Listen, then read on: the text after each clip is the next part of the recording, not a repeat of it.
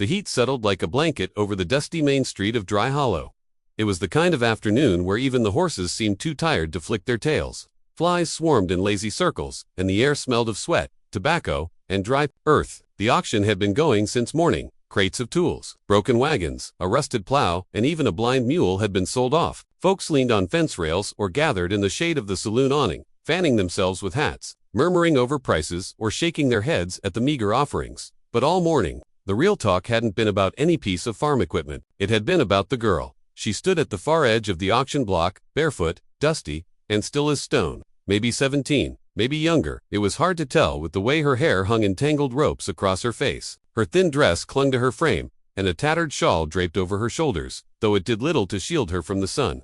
The auctioneer hadn't even tried to explain who she was, just pointed and said she'd been found alone. No family, no papers, no words. He called her a wild stray that the law didn't know what to do with. The sheriff, watching from his post outside the jailhouse, had signed off reluctantly. Better someone takes her in than leaves her wandering the hills, he muttered, but no one wanted to be first. Men in the crowd chuckled unkindly. One whispered to another, probably ain't even right in the head. Another grinned, wouldn't mind having her on my farm, for chores and such. His tone made a few nearby wives glare and clutch their children closer, but the girl made no move, no twitch of fear, no glance for pity, just stared ahead, lips pressed tight, like she wasn't even part of the scene. Then Elias Ford stepped forward. He didn't look like much himself, wiry, weather-beaten, maybe 60, but moved like he carried 40 years of sorrow behind his eyes. He'd been living out past the creek for more than a decade, mostly keeping to himself after his wife passed and their only son went off and never came back. Folks called him the shadow farmer. Came to town only when he needed salt or nails. Never said more than a sentence at a time. No one expected him to bid, but Elias raised his hand, quiet, steady. The auctioneer blinked. Sir, you placing a bid? Elias gave a single nod. Oh right, starting at $5. Silence. Then someone in the crowd snorted, she ain't worth feedin'. Elias ignored it, pulled a crumpled bill from his coat. 10. The auctioneer looked around. No counter bids. He slammed the gavel. Sold. Moment passed like a cloud shadow moving over the crowd. Some looked stunned. Others scoffed. A few women whispered behind gloved hands. No one cheered. The girl didn't even glance at her new buyer, just stood still. Elias walked to the edge of the platform, stopped, and extended a hand. Not to pull her, not to drag her, just held it out. She didn't move for several long seconds. Then, slowly, she reached out, her thin fingers trembling slightly as they touched his calloused palm. He helped her down from the platform with quiet care, like she was made of glass. Without a word, they walked away from the crowd, through the dust, past the gawking eyes, and hushed judgment. He led her to his wagon, an old wooden thing with worn wheels and a single bale of hay in the back. She climbed in, curled in the corner like a bird, unsure if the sky was safe. Elias didn't speak. He simply climbed into the driver's seat, took the reins, and clicked his tongue. The mule pulled them forward, and the wagon creaked slowly out of town. Behind them, the murmurs rose again. Why'd he do it? Mark my words, she won't last a week, out there. But none of those voices followed them into the prairie. Out beyond the town's reach, in the silence between wind gusts and fence posts, something unspoken passed between the old farmer and the silent girl. A beginning, no promises, no demands, just space to breathe. And maybe, just maybe, that was more than anyone else had ever given her. The road from Dry Hollow to Elias's farm was long, empty, and crooked, like it had forgotten where it was going. It wound past dying mesquite trees, shallow creeks that hadn't seen rain in weeks, and barbed wire fences patched with whatever scrap metal Elias could find. No one else lived out that far, not since the droughts and dust drove most families east. But Elias had stayed, clinging to the land like it was the last tether to something he couldn't name. His house was simple, weathered cedar siding, one crooked chimney, 2 small rooms, and a porch that creaked when the wind got mean. When he brought the girl home that day, she said nothing, not during the ride, not when he handed her a cup of water, not even when he showed her inside. Her eyes darted cautiously over the space. A plain wooden table, a cast-iron stove, shelves with jars of preserved vegetables, a threadbare rug. Elias motioned to the stairwell with a nod, then pointed up a small room, once used by his wife. It had been empty for years, the bed neatly made, untouched. She hesitated, one hand on the stair rail. Then she looked at him, really looked, her eyes full of something old and unreadable. He didn't rush her. Eventually, she climbed the stairs. The door clicked shut behind her. Elias sat on the porch long after the sun went down, whittling at a block of wood that would never be anything. Coyotes howled in the distance. He lit his pipe, took 2 draws, and then, almost as an afterthought, whispered, "Safe, now." The next morning, the girl was already outside when he stepped into the yard. She was crouched near the chicken coop, watching the hens as they scratched and clucked. Her expression wasn't afraid, more curious, like she was studying something she'd never seen up close.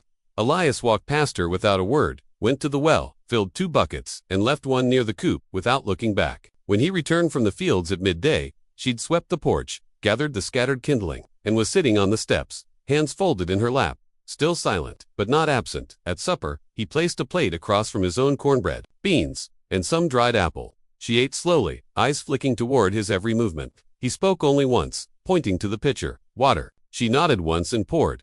That was their first week, a quiet rhythm, no questions asked. Elias didn't pry.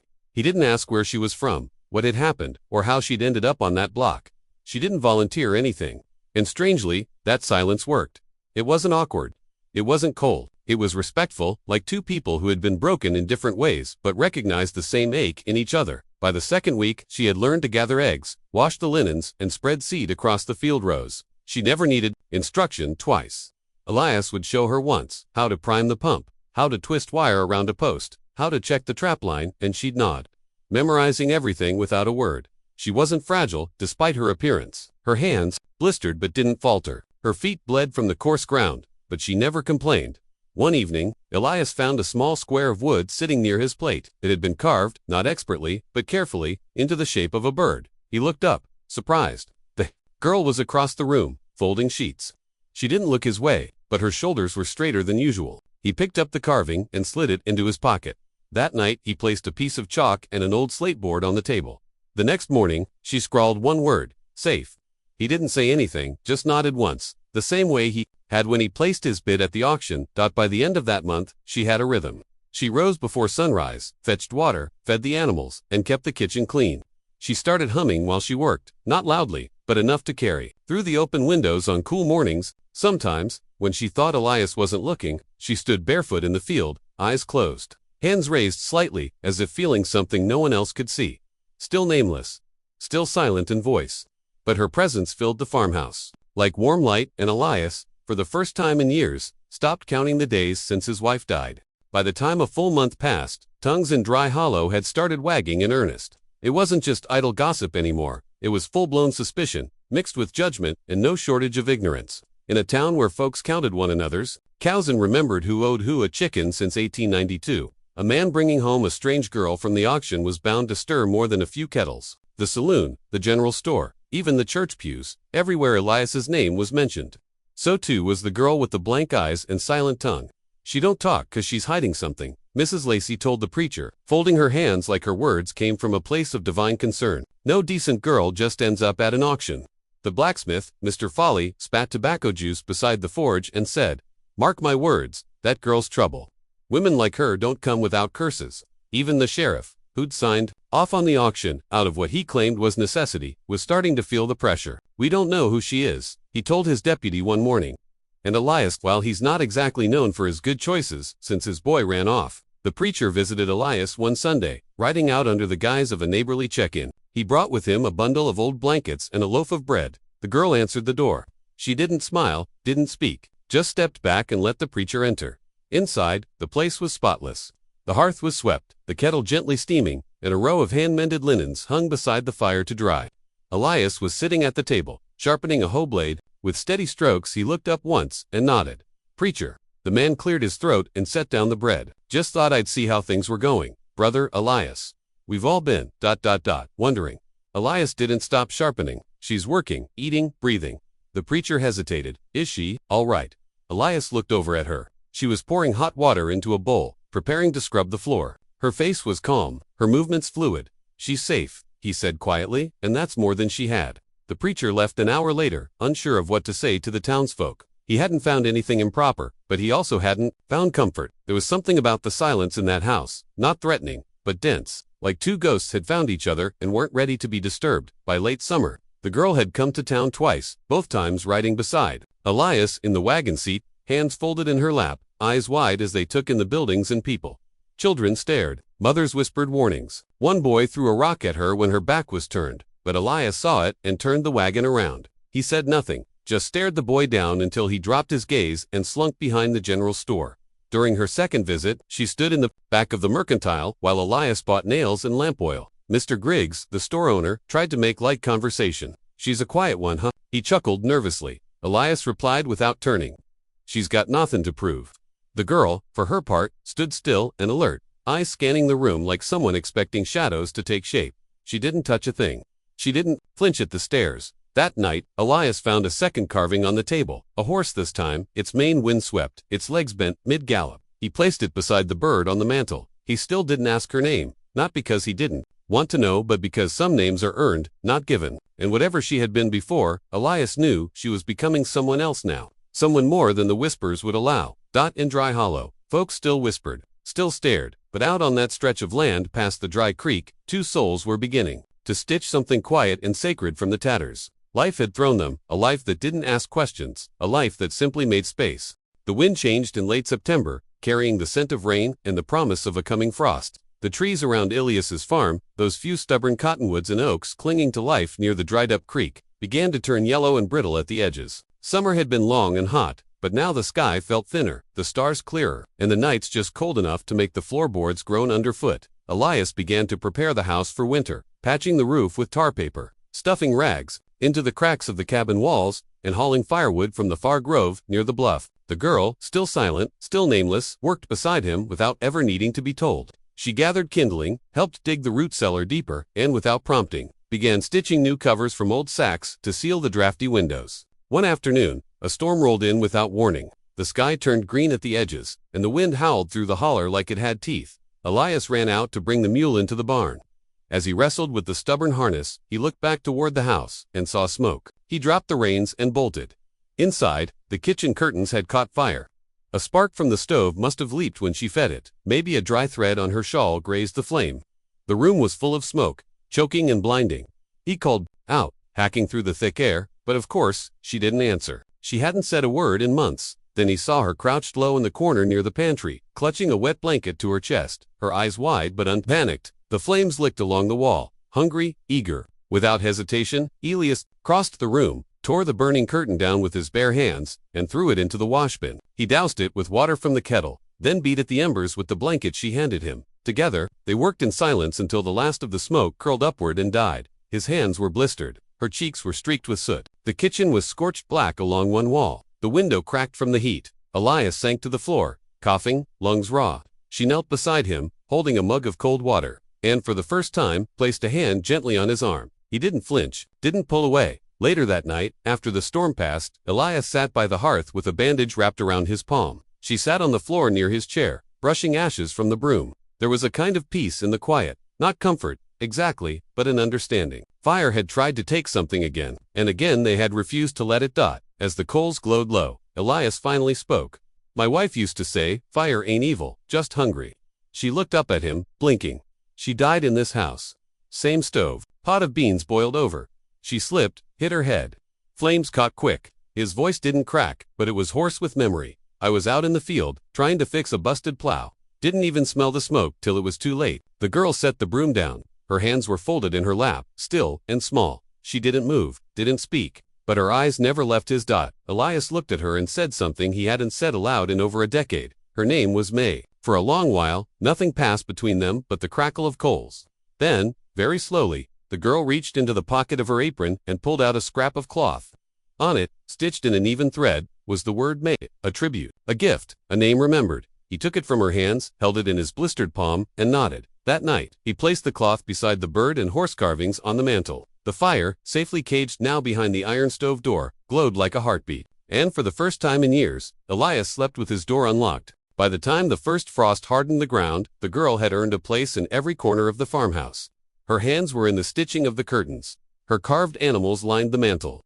And her careful routine gave shape to the once days. Elias had stopped keeping count of the weeks, but he knew something had shifted. He spoke more now, not much, and never about things he couldn't explain, but enough to fill the kitchen with soft conversation while peeling potatoes or checking the chimney flue. She still didn't answer.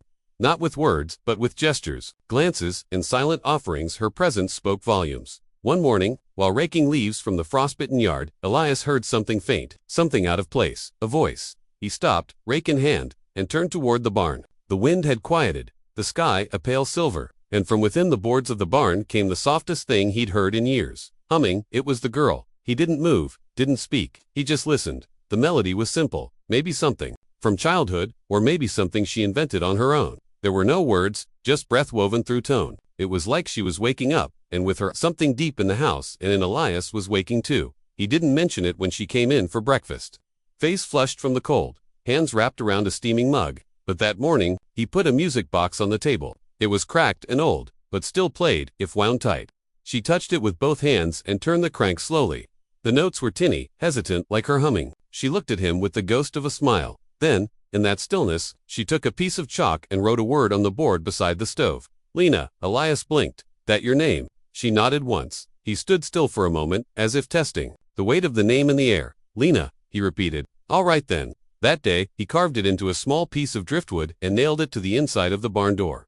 Weeks passed, quiet and kind. The cold deepened. Snow dusted the fields like powdered flour. Lena, as she now was, adjusted to winter like she'd grown up beneath this sky. She chopped wood without being asked, made stew without needing a recipe, repaired Elias's coat with scraps of denim and steady stitches. But peace never lasted long in Dry Hollow. One day, as Elias walked back from the far fence line with a busted post over his shoulder, he saw a rider approaching from the south trail. Dust kicked up behind the hooves. The silhouette of a man, wrapped in a long coat, hunched over a black horse. Elias squinted. Not a neighbor, not a traveler passing through. This one was riding with purpose. Lena had stepped out onto the porch, sensing something. Her face was unreadable, her hands folded in front of her apron. The rider stopped just short of the gate. Afternoon, the stranger said, tipping his hat. Elias nodded. Something I can help you with. The man dismounted. His boots were polished, his coat military, old, but kept. He had an air about him that unsettled the wind. Calm, but not kind. I heard a girl came here, he said, from the auction. Quiet one. Doesn't speak much. Elias's jaw tightened. She's got a name now. The man looked toward Lena, who hadn't moved. She doesn't belong here. Her folks, well, they weren't the kind who just disappear. She's not property, Elias said flatly. Didn't say she was, but some people think they still own her, one way or another. Elias stepped forward, placing himself between the man and the porch. Then they're wrong. The stranger watched him for a long moment, then gave a half smile, cold and knowing. Just a warning, farmer. Some debts don't get buried just 'cause the trail goes cold. Then he mounted his horse and rode off, as swiftly as he came. That night, Lena didn't hum. She sat by the fire, silent and still, hands gripping a carving knife tight enough to whiten her knuckles. Elias stoked the flames and stood, watched long after she went to sleep, his old rifle leaning by the door, loaded for the first time in years. The wind that next morning brought more than the cold, it carried an unease that seeped into the floorboards, curled beneath the doors, and settled like dust on the windowsills. Elias rose early, well before the sun, and checked the barn first. Lena had already been out there. The floor was swept, feed set for the mule, the water trough unfrozen and clean. Her presence was constant now, and her movements quiet but precise, like someone who had always lived between danger and duty. But that morning, something was different in her eyes. When he met her gaze over the coffee kettle, she didn't look away as she usually did. She stared straight into him, wide-eyed, as if bracing for something. You expecting someone? Elias asked. She didn't answer. Just picked up the carving she'd left on the mantel, a new one, shaped like a hawk. Its wings outstretched and clutched it in her hand. By mid-morning, the clouds had gathered in tight, bruised formations. Low to the ground, Elias chopped wood by the side of the barn, sweat running cold under his collar. Each crack of the axe echoed too loudly across the empty fields. Lena stood at the edge of the porch, scanning the horizon like a sentry, and then, just after noon, they came. 3 riders, black horses, dust trailing them like ghost smoke. Elias saw them crest the hill to the south, the same trail the stranger had taken days before. But these men weren't riding to pass through. They were coming with purpose. Lena turned and vanished into the house. Elias dropped the axe, wiped his hands on his shirt, and walked to the gate, heart thudding like hoofbeats. In his chest, the lead rider was a man with a scar down his cheek and eyes that had long forgotten mercy. The other 2 flanked him like hounds, silent, mean-looking. No lawmen, no neighbors, hired hands, maybe or worse. Afternoon, Elias said, his voice calm, steady. You got something that don't belong to you, the scarred man said, without greeting. His voice was slick with menace, like oil on a creek. Elias folded his arms. Not sure I agree. The man leaned forward in his saddle. She's worth more than you think. The kind of girl who keeps secrets that fetch a price. She ran from a place she was bound to. We're here to take her back. Elias didn't blink. She ain't running now, she's standing. You'll have to go through me. The man chuckled, dry and humorless. You think you're some kind of hero, old man. No, Elias said, just someone who's buried enough to know what's worth saving. Behind him, the farmhouse door opened. Lena stood there, barefoot on the porch. No shawl, no fear in her face, only defiance. Her hands held something Elias hadn't seen before, a leather pouch, worn and stained, tied shut with a rusted silver clasp. The scarred man's face changed when he saw it. His smirk faltered. "You don't know what you're holding, girl," he hissed. But Lena stepped down the porch steps slowly. The snow crunched beneath her feet. Elias turned to her. "You don't have to." But she walked past him, calm, steady, as if this moment had always been waiting for her. She tossed the pouch into the dirt between them. The man didn't move. Lena picked up a stick and sliced the pouch open. Inside were torn pieces of parchment, blackened rings, and a single feather, black at the tip, red at the base. The man cursed under his breath and dismounted. But before he could step forward, a sound rose from the wood's hooves. Dozens of them. From the north tree line, riders began to emerge, slow and steady. Not men in suits or uniforms, but men in furs, braids, and feathers. Native warriors, silent and solemn. They rode forward, encircling the field like a tightening noose. The scarred man stepped back, eyes darting. "What the hell is this?" Lena stood tall. She hadn't summoned them, but she hadn't needed to. Whatever she carried in that pouch, whatever history she had once been forced to silence, had spoken louder than words. The men turned their horses and fled. Not a single warrior gave chase. They didn't need to. Elias turned to Lena, stunned. She stood beneath the gray sky, barefoot in the snow, breathing hard, and finally, softly, she spoke. They followed the feather. It was the first time he had heard her voice. The wind had stilled after the riders vanished into the horizon, leaving behind only silence and a field full of horses that didn't belong to this century. The warriors dismounted slowly, their presence solemn and steady, as if they had been summoned by a calling older than the land itself. Elias stood beside Lena, unsure whether to move or speak. Her voice still echoed faintly in his ears, soft, fragile, but powerful. They followed the feather. One of the older warriors stepped forward. He wore a mantle of buffalo hide, his braid streaked with gray and age. Round his neck hung beads and tokens, each one whispering a story. His eyes were not suspicious. They were tired, knowing when he looked at Lena. Something passed between them that Elias could not name. Not recognition exactly, but respect, grief, maybe, or reverence. He spoke in a language Elias didn't understand. Lena bowed her head. She responded softly, her voice carrying the same cadence, but heavier now, as though it had waited years to say these words. Elias caught none of it, but he didn't interrupt. The old man listened as she spoke, then nodded once and held out a folded cloth, carefully stitched with the emblem of a red feather within a black circle. Lena reached out and touched it as if she already knew what it was. The others stood quietly, watching not Elias, not the house, but Lena, as if she had just walked out of a legend and stepped back into their world. It was only later, after they shared bread and sat around the hearth without speaking, that Elias heard the full story. The old man, through broken English and gestures, told it piece by piece. Lena wasn't just another abandoned girl sold at auction. She was the daughter of a woman named Vizhaka, a medicine keeper from a northern tribe that had been wiped out. In a winter raid, over a decade ago, the child had been taken by raiders, passed from hand to hand, sold into servitude across the territories. No one knew her fate after that until the pouch reappeared. The red-tipped feather wasn't just decoration, it was a sacred token, given only to those who had survived under the protection of the old ways.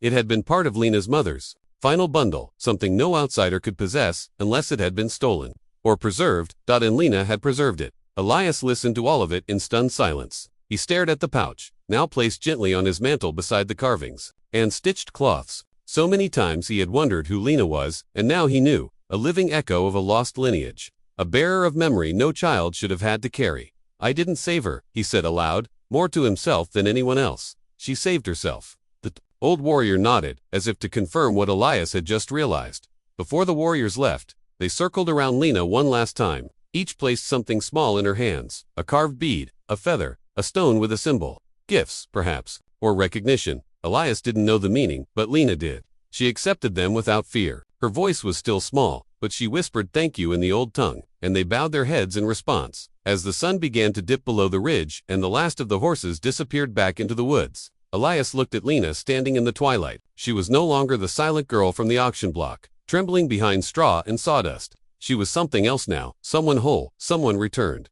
That night, Elias didn't ask questions. He simply built up the fire and set an extra log on the grate. Lena sat nearby, unwrapping each of the gifts. Slowly, she said nothing. But in the flicker of firelight, Elias saw something he hadn't seen in years. Not in himself, not in anyone. Hope. By the time spring broke through the frozen crust of Dry Hollow, the townsfolk had begun whispering about Elias again. But this time, it wasn't ridicule that carried through the saloon or side streets. It was curiosity.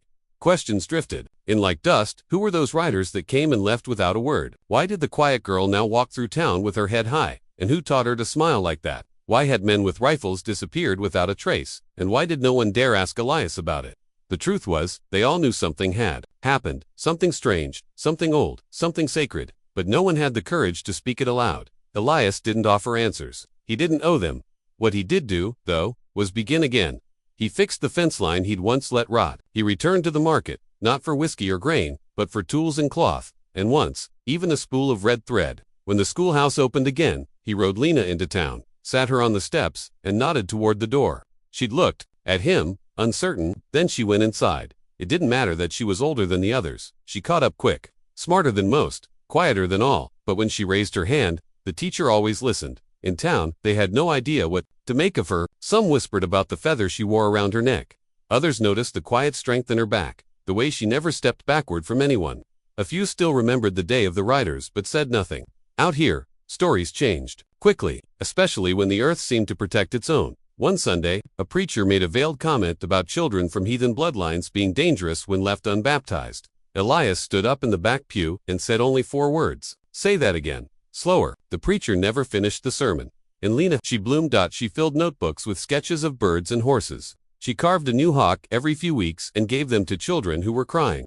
Sometimes, she hummed while she worked low and soft but clear. Her voice became known not for its silence, but for its honesty. What little she said carried weight. By midsummer, Elias had added a new addition to the house, a room with light from every direction. It was Lena's space. She kept feathers there, and beads, and bundles of dried herbs that hung from the ceiling like lanterns. People started coming to her. At first it was just kids asking her to show them how to carve or bead or make wind chimes. Then mothers came, asking about teas for colic or charms for sleep. Eventually, even the sheriff's wife arrived with red-rimmed eyes, hoping for something to stop a baby's fever. Lena didn't promise magic. She just listened. Sometimes that was all people needed. One day, a government man came to town. He asked questions about where Lena came from. He wore a badge and carried papers. But when he walked up to Elias's gate, he stopped. For pinned to the post was a feather black at the tip, red at the base. He stood there for a long moment, then turned, walked back to his wagon, and left. No one ever tried to take her again. Years passed, as they always do. The fields grew golden and dry, the trees thickened with memory, and Elias, once the loner with nothing left, grew old with something worth waking for. He never said much about what happened that winter, but he carved one last thing before his hands grew stiff, a hawk with its wings outstretched, perched on a gatepost. Beneath it, etched in simple letters, was a phrase he'd heard once in a whisper, and never forgot. They followed the feather. People came from miles to see that carving. Children sat beneath it to listen to Lena's stories. And when Elias passed quietly, one spring night, Lena stood at his grave and placed the same pouch on the stone that had once summoned warriors from the trees. The town never truly understood what happened on that stormy night, but they remembered the way the wind changed, the way silence broke, and how one man's quiet act reshaped everything they thought they knew. And when they told the story in hushed tones over fires, they always ended the same way. He took her in when no one else would, and in return, she brought back something that had been gone for too long.